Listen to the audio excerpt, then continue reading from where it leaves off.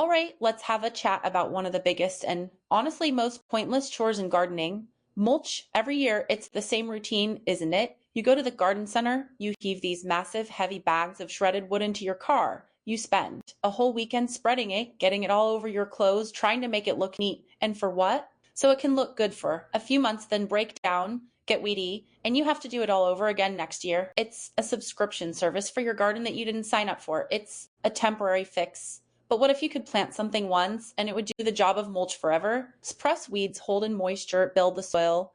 And on top of all that, it would flower, support pollinators, and look a million times better than a pile of brown shreds. That's what we're talking about today. We're firing our mulch and hiring plants to do the job. I'm going to show you 9 living ground covers that will absolutely change the way you think about covering the soil. Some for sun, some for shade, some you can walk on, and some that will solve problem spots you've just about given up on. First up, for those hot, sunny, baked spots where you can't even get grass to grow, this is creeping thyme. Honestly, this is one of the most resilient and rewarding plants you can grow.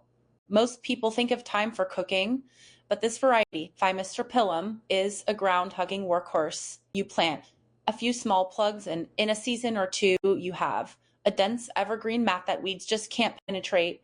The best part? It's walkable.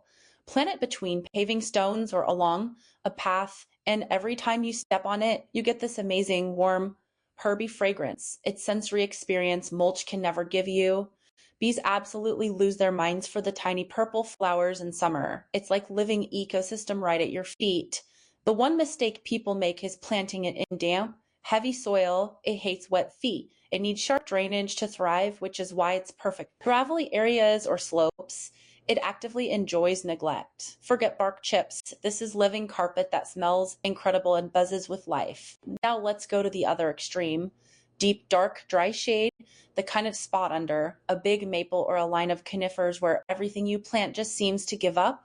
This is where sweet woodruff comes in. It looks so delicate, you wouldn't think it's as tough as it is. It has these lovely whorls of bright green leaves, and in late spring, it's covered in tiny star-shaped white flowers that just glow in the shade. It spreads by runners, forming a really dense mat. So those weeds completely. You'll see this in old cottage gardens right up against the foundation on the shady side of the house.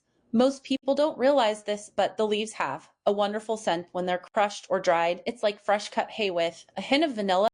In the old days, people used to dry it to scent their linens. It's a plant with a history. It wants nothing from you but to be left alone in a shady spot. It's the perfect, elegant solution for a problem area turning bare, dark soil into a lush green carpet. Okay, maybe you need something with a bit more muscle, a spot on a slope that's eroding, or a large area you just want to cover quickly without any fuss. Meet bugleweed or ajuga. Honestly, this is one of the toughest plants I've ever grown. It's a true problem solver. It comes in these incredible foliage colors, deep purples, glossy near black, and even variegated versions. It sends out runners and just locks the soil in place. In spring, it shoots up these spikes of brilliant blue flowers that are an absolute magnet for early bees waking up from winter.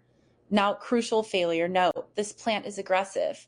Don't plant it next to your delicate little alpine flowers because it will swallow them whole. It's not a polite neighbor in crowded perennial bed, but for covering bank or under planting shrubs where you want to choke out every last weed, there's almost nothing better. It's living weed barrier that gives you color all year round, from its leaves to its flowers. It asks for nothing and gives you everything.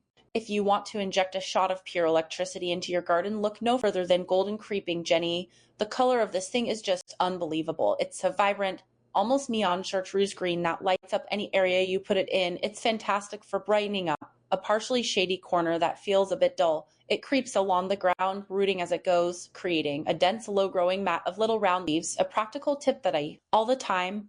It is absolutely stunning in containers. Put it in a hanging basket or a tall pot, and it will spill over the edges like a golden waterfall. It's a classic spiller in container design. Most people don't realize that it actually loves damp soil. If you have a low spot in the garden that stays a bit soggy, or an area near a downspout, Creeping Jenny will be thrilled.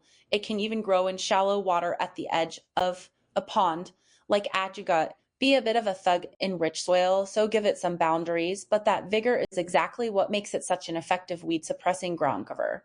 For that hot, dry, sun-blasted strip of soil along a driveway or a south-facing wall, you need something that can handle the heat. This is lamb's ear.